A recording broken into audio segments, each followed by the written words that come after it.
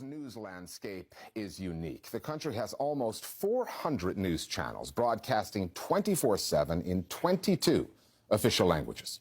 Over the past decade, Indians have witnessed the rise of a new breed of news anchor, brash, aggressive, unapologetically nationalistic. They trade in conflict, fear, and spectacle. It's a formula that tends to pay off in the ratings and online. A prime practitioner of this news style is Arnab Goswami of Republic TV. Goswami has an enormous following, particularly among supporters of Prime Minister Narendra Modi's BJP government, and he has plenty of critics who call his coverage of issues pertaining to Indian Muslims partisan and divisive. They say that he's abandoned journalism altogether.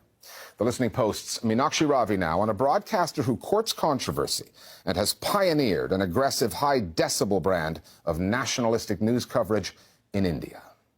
You should be arrested. People like you should be arrested. You understand that? Arnab Goswami is rarely silent when there's a camera around. You know something, viewers? The Pakistanis are damn nervous today. In the daily cacophony that bombards the Indian airwaves, Goswami is among the loudest, most controversial voices. I can speak louder than you. I don't want to. You are a very senior person. I don't want to interrupt you, but you forced me. I will. So it was something of an exclusive when, late last month, an Indian comedian, Kunal Kamra, tweeted a video of Arnab Goswami being uncharacteristically quiet. He's not ready to answer my question, viewers. Kamra had caught Goswami on a flight. Their interaction was not pleasant. The seatbelt signs were switched off. So I was like, now is the time I should go and confront him or talk to him or try and have a conversation with him. I tapped him and I said, Arnab, would you like to talk to me? He said, I'm on a call. And then he said he doesn't want to talk to me. He doesn't want to engage with me. And then I said, but why? We are the sort of people you should engage with. And then I said, I will do exactly what his reporters do to others. Arnab, you should have a reply, Arnab. Arnab, are you a coward or are you a journalist?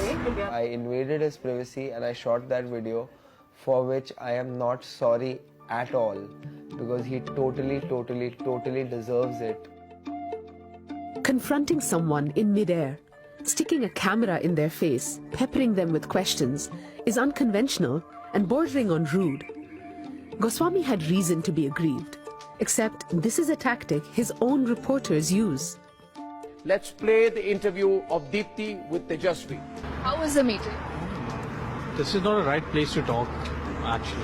What Kunal managed to do with that one act, and I would call it a performance rather, is to bring our attention back to how utterly ugly it is. I'm not saying it wasn't unpleasant, but it was a democratic act. He was simply doing what Arnab Goswami does day in and day out. If it made even 10 people think and question how we have normalized this, and I think he's done a good job. When Arnab does his primetime show, he does scream, he does heckle his panelists. So perhaps this time around it was, tasting his own medicine. I've worked closely with Arnab for the last several years, and thankfully he hasn't screamed at me.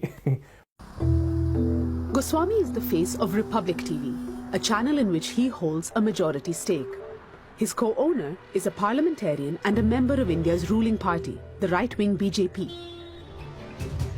The channel was launched 3 years into the Modi government's first term in 2017, when Goswami told his audience what it would be getting.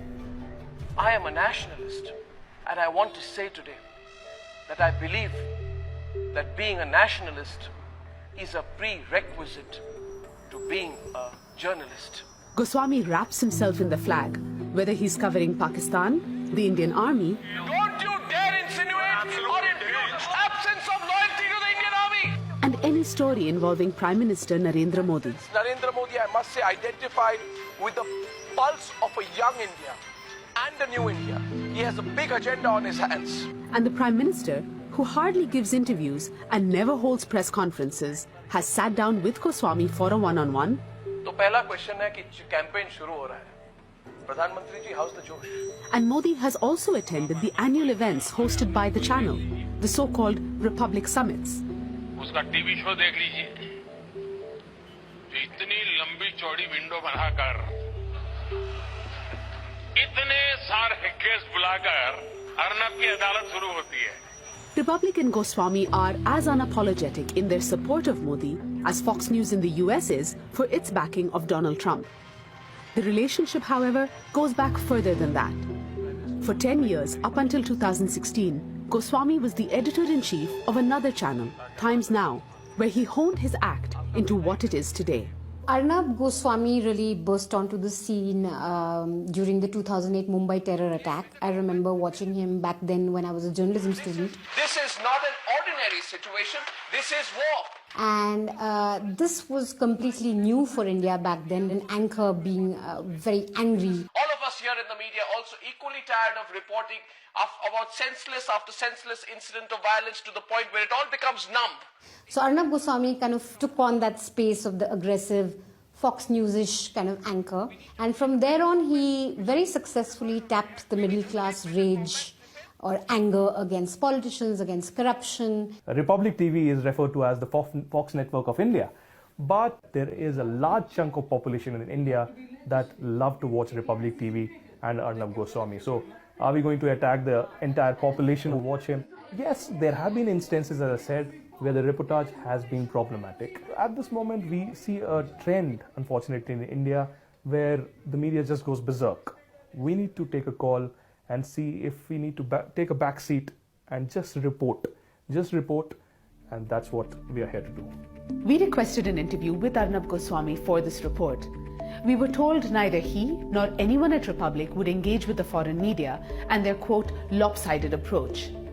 That response is consistent with Goswami's frequent on-air critiques of media outlets, both in India and abroad, for their reporting on Indian issues that he dismisses as wrong-headed and weak. Goswami issues those judgments from his anchor desk. Same BBC, Madhu, which proudly lied about Kashmir. Where he baits panelists and peddles hashtags that range from the provocative to the incendiary. In the Indian media landscape, where TV is self-regulated, holding Republic or any channel to account is near impossible. In fact, last year, when the National Broadcasting Standards Association, a group comprised of representatives from Indian channels, issued an edict that Republic air an apology for an ethics violation, the channel didn't just dismiss the order.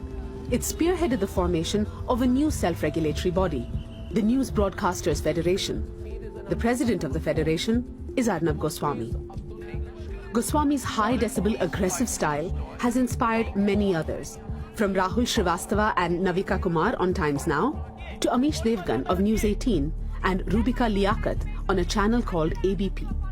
I think what he's normalized is propaganda masquerading as journalism. Same things that he is saying on prime time is also then circulated on WhatsApp, it's circulated on social media, etc. And there is a section of the public that is only receiving that, and obviously, I mean, to some extent you can't blame them for believing that there must be some truth to it, if not the whole truth. I think what's worrying with people like Arnab Goswami is that he can go on a news channel and tarnish people as anti-nationals. The despicable words and the anti-national conduct of people like Inamun Nabi on the right. Say things like, we don't need to care about human rights in Kashmir, or just brand people as terrorists. Go back, get out of my country, I don't know where. We don't have democratic institutions that are going to rein in such misinformation and such hateful propaganda. And when you don't have that, you essentially have journalists like this who can really color people's perception and spread mass propaganda. With politics and media increasingly polarized around the world, trolling has become the norm. TV hosts do it on the air. People do it to each other online. And an Indian comedian felt it was the only way to take on a news anchor. The consequences of trolling aren't felt equally, though. For Kunal Kamra, the pushback to his ambush of Goswami was led by the country's Minister of Aviation. His tweet commending one Indian airline for putting Kamra on a 6-month no-fly list resulted in 3 other airlines following suit. For Kamra, though, the focus of the entire incident remains Arnab Goswami. All I know is that when you watch this man, he puts a good theatre show up. So he soaks you in and he entertains you very well and he polarizes you very well. And that polarization is leaving the TV sets and it's going to the streets. So realize what you're instigating. realize what you are getting to the table and realize how it's impacting lives. Don't open your mouth. Why? Quiet. Who are you? Because you've spoken too Who much. are you?